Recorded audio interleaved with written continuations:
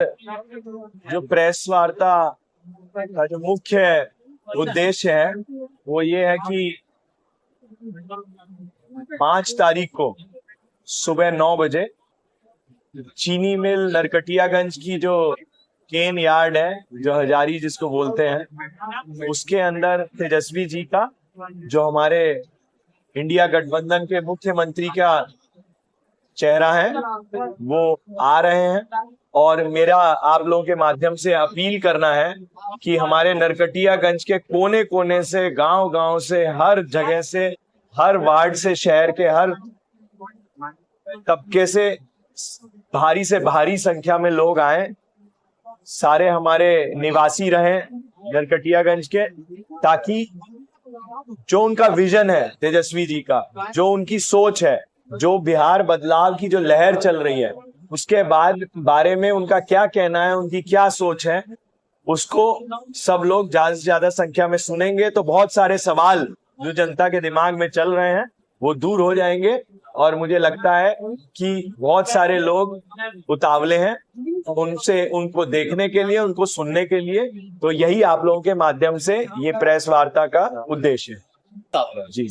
इसका समाधान 5 तारीख को सुबह सुबह हो जाएगा। मुझे लगता है कि तेजस्वी जी जब आएंगे तो वो अपना आपस में गठबंधन में जो निर्णय होगा उसको लेके आएंगे और वो जनता के बीच में दे देंगे। 5 तारीख को ये निर्णय हो जाएगा। बिल्कुल। यहाँ से कौन भाई, जब सबसे बड़े लीडर इंडिया गठबंधन के, बिहार के सुप्रीम लीडर तेजस्वी जी हैं आज के दिन, तो वो जो भी बात कहेंगे वो इंडिया गठबंधन की तरफ से ना कहेंगे।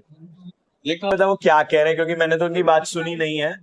मगर आरोप जो मैंने अपने जीवन में सीखा है, बेबुनियाद बिना किसी औचित्य के आरोप कोई व्यक्ति तभी लगाता है जब उसको कमजोरी महसूस हो रही हो, जब उसके अंदर कुछ देने को, कुछ कंट्रीब्यूट करने को सोसाइटी को नहीं हो, कुछ पॉजिटिव बोलने को नहीं हो, जब वो कुछ कार्य या उनके अपने अंदर कोई काबिलियत नहीं हो किसी को कुछ करने की, तो वो दूसरों के ऊपर आरोप लगाने। मैं उनके लिए नहीं कह रहा हूं, मैंने जनरल देखा है।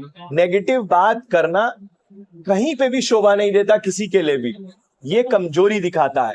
हमारे मुंह से आप कभी भी नहीं सुनेंगे किसी के बारे में नेगेटिव बात, मगर ये जरूर है राजनीति में सब चलता है, तो हो सकता है उनको यही शिक्षा मिली हो, उनको यही ट्रेनिंग मिली हो कि इस तरीके से राजनीति करती है। मगर हम इस तरीके की राजनीति से बिल्कुल दूर रहते हैं। वो हमारे भाई हैं, वो अच्छे इंसान होंगे, अपने घर में होंगे, हम तो उनको जानते नहीं।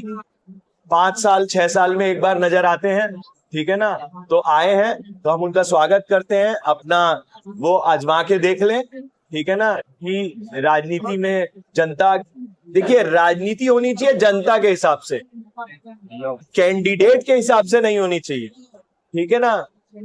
मुद्दों पे होनी चाहिए कि जनता के दिल में, जब कोई भी गरीब आदमी, आप एक दलित बस्ती में जाइए, ठीक है ना, और वहां गरीब आदमी के घर पे जाइए, उसकी हालात देखिए और उसके दिल का दर्द समझिए और आप उससे कोई बात करिए, आप उससे वोट मांगिए और उसके जवान से देखना शिकायतों का लहर निकल उठेगा। तो दिक्कत शिकायत नहीं है, दिक्कत ये है कि वोटर जब वोट डालता है बैलेट बॉक्स में, तो उसके दिल और दिमाग में एक अरमान होता है, जीवन में कुछ योगदान देगा, हमें कुछ फायदा होगा, वो ये देखता है, ठीक है ना। और हम अगर अपने जीवन को सेट करने के लिए राजनीति कर रहे हैं, ये तो उद्देश्य वोटर का है ही नहीं। तो हमको ये समझना चाहिए कि पहले इलेक्शन होता क्यों है और जनता वोट क्यों डालती है। जिन लोगों को इसी बात की समझ नहीं है, वो अगर चुनाव में आते हैं तो अगलम बगलम बातें होती हैं, ठीक है ना। मगर ये जनता को छांटना है कि धुंध और कोहरा हटा के देखिए कि निखालस सोना क्या है और इम्प्योरिटी चांदी मिला हुआ सोना कौन सा है और 24 कैरेट गोल्ड कौन है। ये तो जनता को अपना परखना है। मैं इसमें कुछ नहीं कह सकता। वो अच्छे आदमी हैं, अपनी सोच से अच्छा बोल रहे हैं, जितना उनको ज्ञान है वो उतनी ही बेस्ट अपनी एबिलिटी दे रहे हैं जनता के बीच में। केंद्रीय राज्य मंत्री कौन है? हरियाणा निकल जाओगे, उसके बाद जो कांग्रेस प्रत्याशी हैं वो आपको 40-40% जीत का तो सर क्या इसको माना जाए कि आपकी बढ़ती लोकप्रियता और बढ़ते जनाधार को लेकर इस तरह का बयानबाजी किया? भैया, ना तो मेरी लोकप्रियता बढ़ रही है, ना मेरा जनाधार बढ़ रहा है। मेरे को कैसे पता होगा? ये तो 14 तारीख को जब काउंटिंग होगी उसमें जनता के दिल में क्या है तब पता चलेगा। मगर अगर कोई व्यक्ति पर्सनल आरोप लगा रहा है तो कहीं ना कहीं वो डरा हुआ है, ठीक है ना।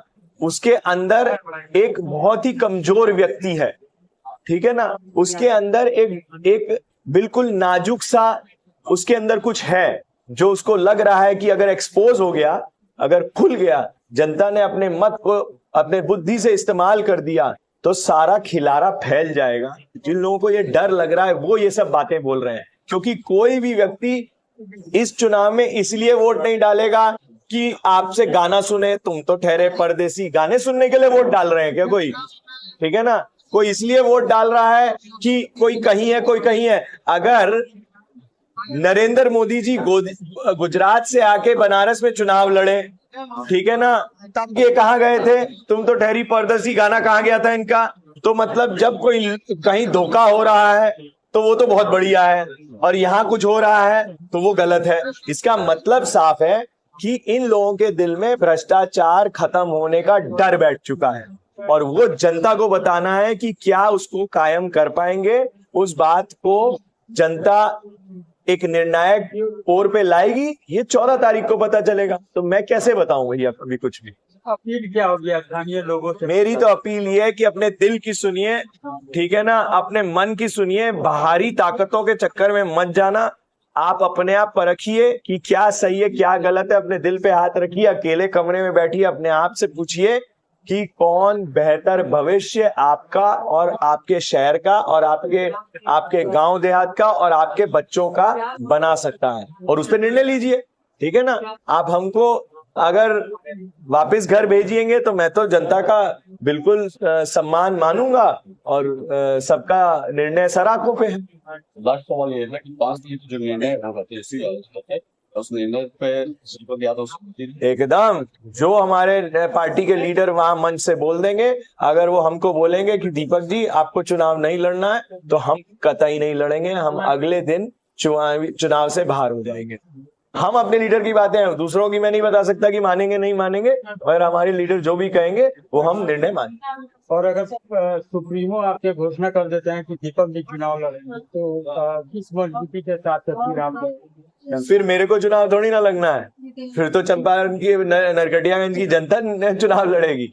मेरे को क्या करना है? मैं तो हाथ जोड़ के जनता के बीच में जाऊंगा, जनता के दरवाजे जाऊंगा, अपनी पार्टी की बात लेके जाऊंगा, अपने महागठबंधन की बात लेके जाऊंगा। बदलाव में क्या होना है, क्या समस्या है लोगों की, वो तो इतने दिनों से हम सुन ही रहे हैं, मगर उन समस्याओं को हम कैसे नए नए ढंग से ठीक कर सकते हैं, वो जैसे मैं आज का उदाहरण देता हूँ। आज सुबह सुबह बिनवलिया पंचायत है, उसमें महुआ गांव के कुछ निवासी हमको फोन किए और हमको बोले कि भैया हमको कोई समस्या है। हमने उनके समस्या का निदान करने का प्रयास किया, और ये सब प्रयास किया। तो हम तो इंस्टेंट काम करने की कोशिश करते हैं, ठीक है ना, कि भाई कोई दिक्कत हो, कोई परेशानी हो, ठीक है ना, किसी के यहाँ कोई समस्या है तो हम उसके सुख दुख में उसके पास जाएं, उसको जाके देखें।